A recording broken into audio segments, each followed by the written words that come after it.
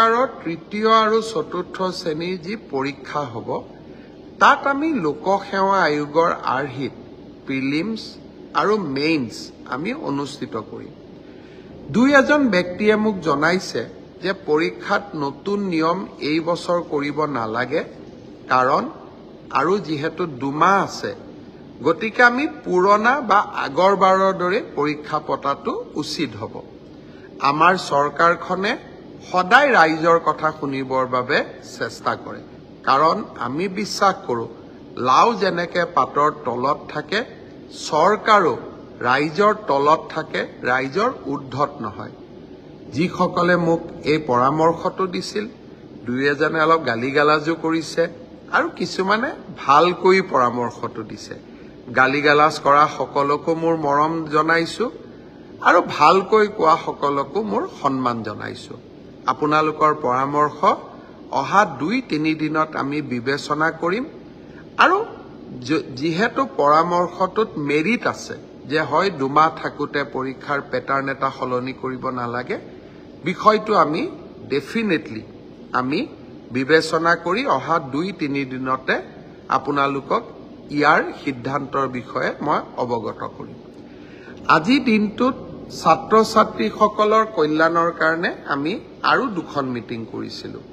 আমি প্ৰত্যেক বছৰে আনন্দৰাম বৰুৱা বঁটা দিওঁ উচ্চ মাধ্যমিক পৰীক্ষাত ভাল ৰিজাল্ট কৰা ষ্টুডেণ্টসকলক, আৰু হায়াৰ ছেকেণ্ডাৰী ছোৱালীসকলক ফাৰ্ষ্ট ডিভিজন পালে আৰু ষ্টাৰ পালে ল'ৰাসকলক আমি স্কুটি দিওঁ। এই 2খন আঁচনিৰ সুবিধা আমি যাতে 30 নৱেম্বৰৰ আগতে ছাত্ৰ ছাত্ৰীসকলক দিব পাৰোঁ, তাৰ বাবে আজি আমি আৰু 2খন মিটিং কৰিছিলোঁ। মই ভাবোঁ যে 30 নৱেম্বৰৰ আগতে আমি 2খন আঁচনিৰ সুবিধা ছাত্ৰ ছাত্ৰীসকলক দিব পাৰিম। বহু সময়ত কিছুমান বাতৰি কাকত আদিয়ে প্ৰচাৰ কৰে যে চৰকাৰে নামভৰ্তি কৰি চৰকাৰে টকা সংগ্ৰহ কৰে, চৰকাৰৰ ৰাজহলৈকে টকা আনে। কিন্তু আজি আমি বিনামূলীয়া নামভৰ্তিৰ টকা মহাবিদ্যালয়সমূহক উভতাই দি আমি আকৌ এবাৰ প্ৰমাণ কৰিলোঁ যে আমাৰ চৰকাৰে কলেজৰ পৰা টকা অনাৰ কথাটো বাদেই আমি ওলোটাই কলেজক বিনামূলীয়া নামভৰ্তিকৰণৰ বিপৰীতে আমি টকা দিওঁহে। অসমৰ ছাত্ৰ ছাত্ৰীসকলৰ প্ৰতি ই আমাৰ দায়বদ্ধতা।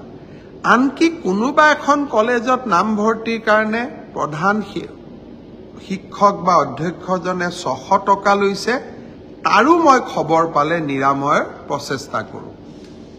তাৰোপৰি ছাত্ৰ ছাত্ৰীসকলক বিনামূলীয়া চাইকেল, বিনামূলীয়া নামভৰ্তি, স্কুটি, এইবাৰৰ পৰা নিযুত মইনা আঁচনি, চৰকাৰী বা প্ৰাদেশিকৃত মহাবিদ্যালয় বা বিশ্ববিদ্যালয়ত থকা ছাত্ৰ ছাত্ৰীসকলক হোষ্টেল মেছ ডিউজ ৰেহাই, আমি বহুতবিলাক ছাত্ৰ ছাত্ৰীৰ কল্যাণৰ কাৰণে কাম কৰোঁ।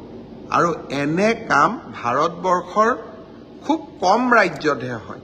নিৰ্বাচনী প্ৰচাৰৰ কাৰণে মই যেতিয়া বেলেগ ৰাজ্যত যাওঁ, মই যেতিয়া তাৰ ৰাইজক কওঁ যে আমাৰ চৰকাৰে হায়াৰ ছেকেণ্ডাৰীত ফাৰ্ষ্ট ডিভিজন পালে ছোৱালীক স্কুটি দিয়ে, তেওঁলোকে চকু থৰ লাগি মোৰ ফালে চাই থাকে।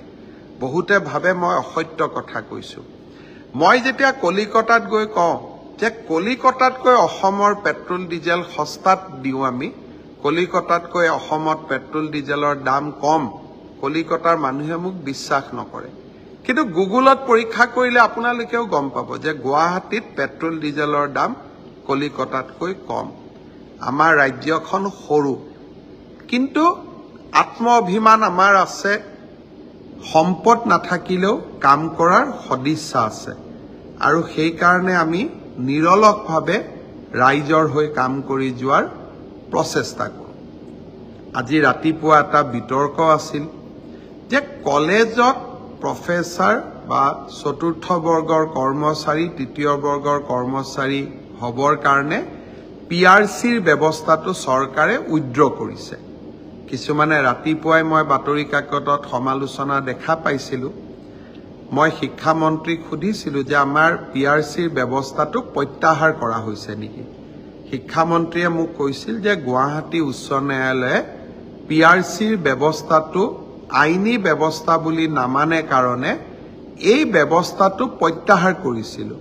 কিন্তু তাৰ পৰিৱৰ্তে আমি এটা ডাঙৰ সেফগাৰ্ড দিছিলোঁ যে অসমত যদি কোনোবাই চাকৰি কৰিব খোজে তেওঁ অসমীয়া, বড়ো বা বৰাক উপত্যকাত চাকৰি কৰিব খুজিলে বঙালী, হিন্দী ভাষা জানিব লাগিব। অৰ্থাৎ লোকেল লেংগুৱেজ নাজানিলে আমাৰ অসমৰ মহাবিদ্যালয় হওক, চৰকাৰী কাৰ্যালয়তে হওক, কোনেও চাকৰি কৰিব নোৱাৰে।